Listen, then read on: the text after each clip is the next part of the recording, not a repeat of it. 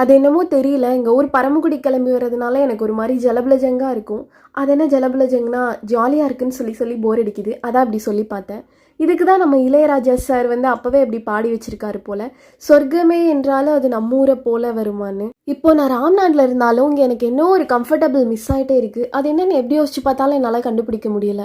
இந்த மாதிரி ட்ரெயினில் ட்ராவல் பண்ணும்போது இப்படி கடலை மிட்டாயெல்லாம் வித்துட்டு வந்தால் ஒரு 20 ருபீஸ் கொடுத்து அவங்கக்கிட்ட வாங்குங்க. அது ஒரு குட் ஹேபிட் யூனோ. எல்லா ஊர்லேயும் இருக்கிற மாதிரி தான் எங்கள் ஊர்லேயும் பல குறைகளும் இருக்குது, நிறைகளும் இருக்குது. ஆனால் எப்படி இருந்தாலும் நம்ம பிறந்து வளர்ந்த ஊர் நமக்கு கொஞ்சம் ஸ்பெஷல் தானே.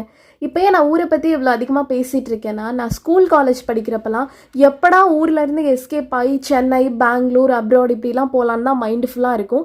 அப்புறம் நான் லேட்டராக தான் ரியலைஸ் பண்ணேன், நம்ம எங்கே போய் எப்படி சுற்றிட்டு வந்தாலும் கடைசியில் நம்ம ஊருக்கு நம்ம வீட்டுக்கு வரும்போது தான் நிம்மதியே கிடைக்குதுன்னு. ஸோ ஊருக்கு போய் எங்களோட வேலையெல்லாம் முடிச்சுட்டு ரிட்டர்ன் கிளம்பிட்டோம். நெக்ஸ்ட் வீடியோ அப்லோட் பண்ணும் வரை உங்களிடமிருந்து விடைபெறுவது நான் தான். Bye, tata.